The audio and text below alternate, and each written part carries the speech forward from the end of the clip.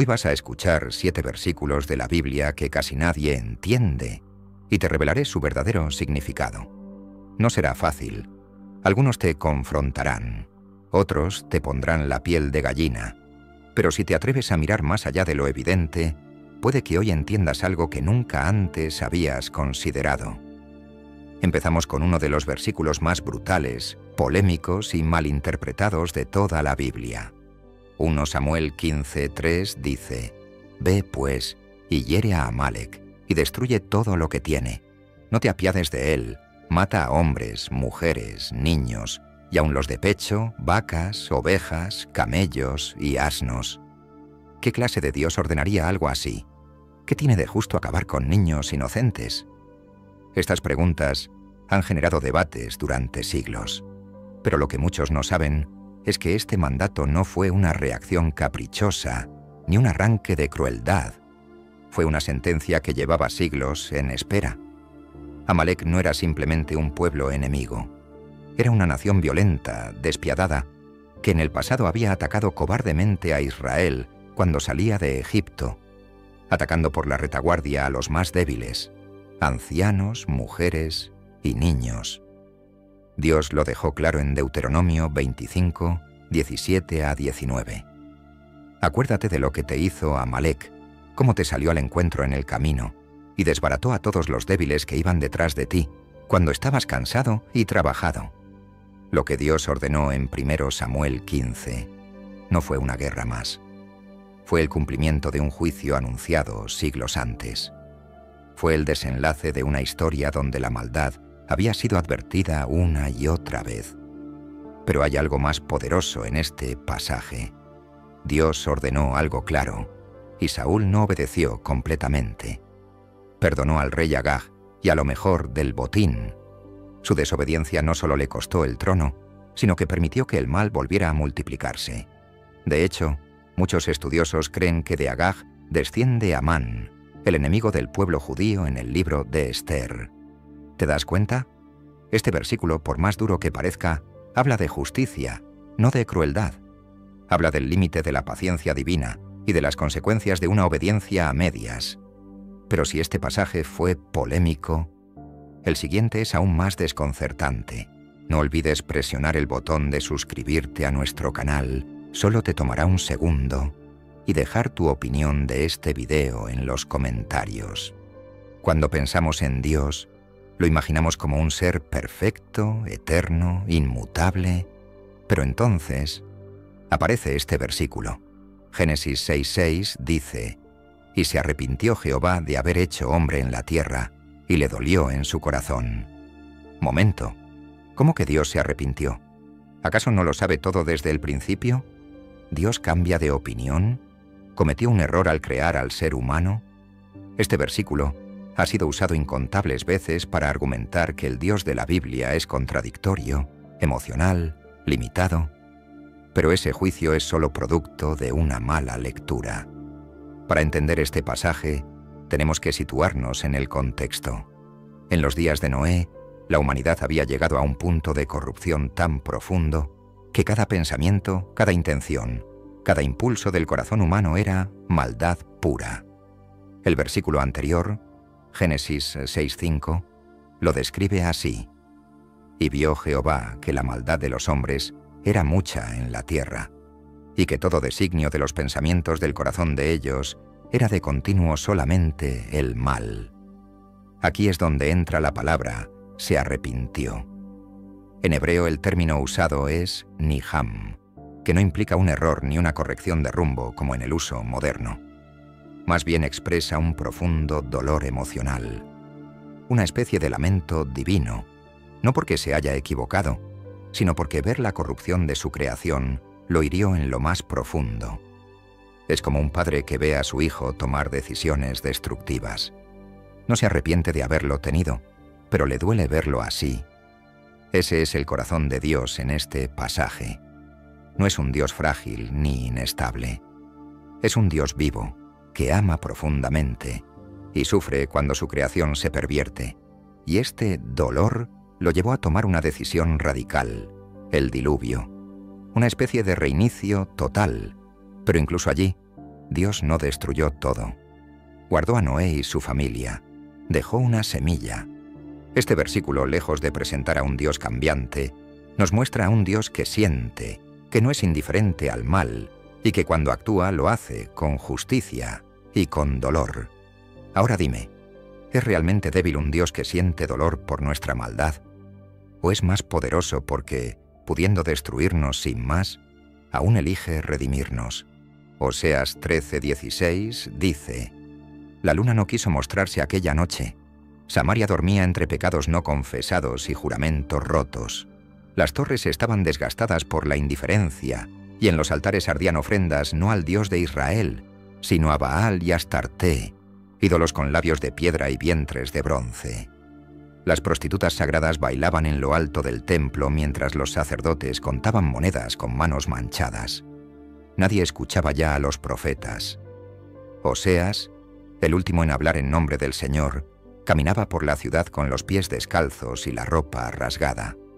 Llevaba años advirtiendo, rogando, clamando en las plazas con los ojos hinchados por el llanto. Pero los nobles se burlaban, los comerciantes lo escupían, y las madres cubrían los oídos de sus hijos al verlo pasar, como si fuera un loco, un espectro del pasado. Pero esa noche no hablaba con voz temblorosa. Esa noche su rostro era duro como la roca de Horeb. Su mirada atravesaba el alma, y entonces pronunció la sentencia: Samaria será asolada, porque se rebeló contra su Dios. Caerán a espada, sus niños serán estrellados, y sus mujeres encintas serán abiertas. Oseas 13:16. Nadie respondió. Nadie gritó. Era como si una sombra hubiera descendido con esas palabras. A lo lejos se escuchó el primer cuerno de guerra. Era el rugido de los invasores asirios. Eran los ejecutores del juicio. No venían con diplomacia ni rescates. Venían con cuchillos para los niños, fuego para los hogares y látigos para los sobrevivientes. Dios ya no iba a defender a Samaria. Esta vez, Él mismo abrió las puertas al enemigo. Los ancianos se encerraron en sus casas. Los soldados, borrachos en las plazas, apenas podían sostener sus espadas. Y el rey huía disfrazado de mendigo. El cielo ennegreció con el humo de los primeros incendios. Una niña tropezó entre los escombros mientras su madre gritaba su nombre. Un anciano, ciego, cantaba un salmo mientras ardía su sinagoga. Y por encima de todo, el rostro de Oseas, inmóvil, contemplando el colapso de una ciudad que ya estaba muerta mucho antes del primer ataque. Pero en medio de la carnicería, entre sangre y cenizas, un niño de no más de 8 años fue arrastrado por una mujer hasta una grieta secreta en la muralla norte. Su nombre era Adiel, el adorno de Dios, aunque en ese momento no lo sabía. «Toma este rollo», le susurró la mujer su madre, mientras el fuego reflejaba en sus lágrimas. «Es de Oseas, el último mensaje. Corre al desierto. Allí aún hay uno que espera». «¿Quién?», susurró el niño. «Un vasija olvidada, una espada escondida. Corre, Adiel, el juicio de hoy no es el final». La mujer lo empujó con un beso tembloroso. Luego se volvió hacia la ciudad. Adiel corrió sin mirar atrás, mientras detrás de él la profecía se cumplía con gritos, llanto y el crujir de la justicia divina. La tierra tembló, el cielo guardó silencio, y la historia apenas comenzaba. Números 31, 17 a 18 dice: El juicio de Madián. El sol ardía sobre el campamento de Israel. Más allá del río Jordán, donde la tierra era aún hostil, los estandartes de las 12 tribus ondeaban entre cenizas y humo. La guerra había terminado, pero la sangre aún no se había secado en las espadas. Los tambores callaron, las lanzas quedaron clavadas en la tierra, y el silencio era más terrible que la batalla. Moisés se presentó ante los jefes del ejército, su rostro endurecido por el fuego del monte Sinaí y el juicio de 40 años de desobediencia. A su lado estaba Eleazar, el sacerdote, con la túnica aún salpicada por las cenizas de los sacrificios. Los capitanes llegaron con las manos vacías, pero detrás de ellos marchaban los soldados, trayendo el botín: oro, ganado. y cautivas, mujeres y niños. Moisés los vio, y su rostro se oscureció. ¿Habéis dejado con vida a todas las mujeres?, rugió como el trueno del Joreb. ¿Acaso no fueron ellas quienes, por consejo de Balaam, incitaron a los hijos de Israel a prostituirse ante Baal Peor, trayendo la plaga al campamento? Los jefes bajaron la vista. Nadie respondió. Pero todos sabían. Aquella guerra no había sido una conquista más. Era una sentencia dictada desde lo alto. Entonces Moisés, el hombre que habló cara a cara con Dios, pronunció las palabras que sellarían su capítulo más oscuro. Matad pues ahora a todos los varones de entre los niños, y matad a toda mujer que haya conocido varón carnalmente. Pero a todas las niñas entre las mujeres que no hayan conocido varón, las dejaréis con vida para vosotros. Números 31, 17 a 18. Un murmullo recorrió las filas. Algunos soldados palidecieron, otros cerraron los ojos. Habían vencido en la batalla, pero ahora comenzaba la obediencia más dura, la obediencia que cuesta el alma. Uno de los jóvenes levitas, Joram, apenas un adolescente que había alzado su espada por primera vez, miró a su capitán con desesperación. ¿Cómo puede ser esto justo? ¿Niños? ¿Madres? ¿En nombre de quién? El capitán, un hombre viejo con cicatrices en la cara y el corazón, respondió sin mirar. No es justicia nuestra, es la de él, y su fuego no pregunta si arde. Esa noche no hubo cantos de victoria, solo llanto y fuego. En una tienda alejada del campamento, una niña madianita de unos 9 años permanecía sentada junto a las cenizas de lo que alguna vez fue su madre. Su rostro no tenía lágrimas, solo una quietud espantosa. Uno de los soldados hebreos, cansado y vencido, la observó desde la sombra. No sabía qué hacer. No sabía si estaba cumpliendo la voluntad divina o si acababa de perder algo que no podría recuperar jamás. A la distancia, Moisés observaba el desierto. El profeta, el libertador, el legislador, sabía que el precio de cargar la ley de Dios no siempre era gloria. A veces era caminar sobre un río de sangre en nombre de un pacto, y sin embargo, el viaje aún no había terminado. Porque más allá del desierto, más allá del horror, aún aguardaba una tierra prometida. Este versículo ha desconcertado a miles de cristianos, pastores e incluso teólogos durante siglos, porque en él Jesús parece hacer lo contrario a lo que predicamos sobre él. Marcos 4, 11, 12 dice: A vosotros os es dado saber el misterio del reino de Dios, mas a los que están fuera por parábolas todas las cosas, para que viendo, vean y no perciban, y oyendo, oigan y no entiendan, para que no se conviertan y les sean perdonados los pecados. ¿Jesús realmente dijo eso? ¿Acaso no vino a salvar a todos? ¿Por qué hablar en parábolas si el objetivo era predicar el Evangelio de forma clara y abierta? La clave está en a quién va dirigido este mensaje y qué significa realmente. Jesús está citando Isaías 6, 9 a 10, donde Dios le dice al profeta que el pueblo de Israel tiene ojos pero no ve, oídos pero no oye, porque sus corazones se han endurecido. Jesús, al hablar en parábolas, no está ocultando la verdad por crueldad.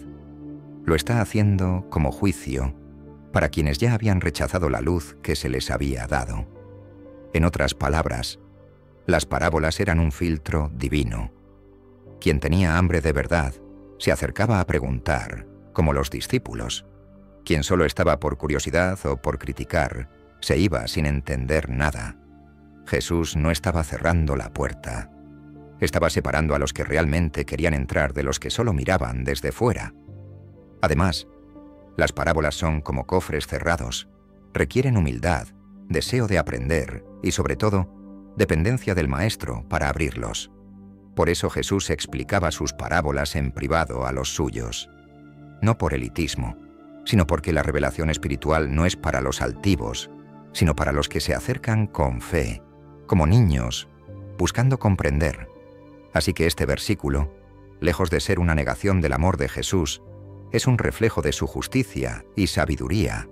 Él no impone la verdad, la ofrece, la esconde en parábolas y espera a ver quién la busca. Pero si esta enseñanza te pareció fuerte, el siguiente versículo pone aún más tensión sobre la justicia divina. Este versículo es uno de los más incómodos y temidos de todo el Nuevo Testamento. Porque aquí no estamos hablando de guerras, castigos ni mandamientos. Estamos hablando de la voluntad misma de Dios sobre el destino eterno de las personas. Romanos 9, 21, 22 dice: ¿O no tiene potestad el alfarero sobre el barro para hacer de la misma masa un vaso para honra y otro para deshonra? Y que, si Dios, queriendo mostrar su ira y hacer notorio su poder, soportó con mucha paciencia los vasos de ira preparados para destrucción, ¿vasos de ira preparados para destrucción? ¿Está diciendo Pablo que hay personas creadas solo para condenación? Este versículo ha causado angustia y debates en cada rincón del cristianismo. ¿Dónde queda el libre albedrío? ¿Cómo concilia esto con el Dios que no quiere que nadie perezca? La clave está en entender el propósito de Pablo en este capítulo. Romanos 9 no está hablando del destino individual de cada ser humano como una lotería espiritual. Está hablando del plan soberano de Dios en la historia de la redención. Pablo está explicando por qué algunos pueblos como Israel, a pesar de su historia con Dios, no creyeron en el Mesías, mientras que otros, los gentiles, sí lo hicieron. Entonces usa esta imagen del alfarero y el barro para mostrar algo claro. Dios es soberano. Él es el creador. Él decide cómo y para qué usar cada vida. Pero ojo, eso no significa que Él goce enviando a nadie a la condenación. De hecho, Pablo dice que Dios soporta con paciencia a los vasos de ira. No los destruye de inmediato. Les da tiempo, oportunidades, avisos. Lo que vemos aquí es una verdad dura pero real. No todos se salvarán, y Dios sigue siendo justo, incluso cuando no entendemos cómo se distribuye su misericordia. El barro no puede cuestionar al alfarero, y sin embargo, ese mismo alfarero también ha preparado vasos para honra, sobre los cuales derrama su gloria. Este versículo, aunque duro, no es para que temamos, sino para que entendamos que la salvación no se gana por mérito, sino que es gracia pura. Y que si hoy crees, si hoy entiendes, si hoy te conmueves, no es por ti, es porque Él decidió tocar tu corazón. Ahora bien, hasta aquí hemos visto versículos que estremecen por su juicio y profundidad. Pero hay uno más, uno que ha sido malinterpretado como una puerta falsa al suicidio. Un pasaje enigmático, oscuro y brutal. El escenario es oscuro, es la última cena. Jesús, rodeado de sus discípulos, parte el pan y anuncia una traición que cambiará la historia del mundo. Y entonces pronuncia una frase escalofriante dirigida a uno de los suyos. Mateo 26, 24 dice: A la verdad el Hijo del Hombre va, según está escrito de él, mas ay de aquel hombre por quien el Hijo del Hombre es entregado. Bueno le fuera a ese hombre no haber nacido. ¿Escuchaste eso? Jesús no maldice a Judas, pero pronuncia una condena que retumba como una sentencia eterna. Hubiera sido mejor no haber nacido. ¿Acaso eso no sugiere una desesperanza total? ¿Un destino tan trágico que la existencia misma resulta ser una maldición? Muchos se han preguntado, ¿Judas estaba predestinado a traicionar a Jesús? ¿Tenía alguna posibilidad real de redención? El versículo parece cerrar esa puerta por completo, como si Jesús estuviera diciendo, para este hombre no hay vuelta atrás. Y aquí es donde entramos en uno de los mayores misterios teológicos del Nuevo Testamento. ¿Puede alguien estar tan perdido que ni siquiera el arrepentimiento le alcance? Judas sintió remordimiento. Devolvió las monedas. Confesó: he pecado entregando sangre inocente. Pero en lugar de correr a los pies de Jesús, corrió hacia la soga. Muchos han debatido si Judas fue un instrumento necesario del plan divino, o un traidor que, por su propia ambición, se alejó del único que podía salvarlo. Lo cierto es que Jesús sabía lo que venía, y aún así lo llamó, lo alimentó, lo incluyó. La frase «mejor le fuera no haber nacido» no es una maldición impulsiva, es una declaración del peso de una elección terrible y definitiva. Nos recuerda que conocer a Jesús, caminar con Él, verlo hacer milagros, no garantiza la salvación si el corazón está endurecido. Este versículo nos sacude porque no habla de los enemigos externos de Dios. Habla de alguien de adentro, de alguien que estuvo en la mesa, pero cuyo corazón ya se había vendido. Es una advertencia silenciosa, un eco que dice: no basta con estar cerca de lo sagrado, hay que rendirse a Él.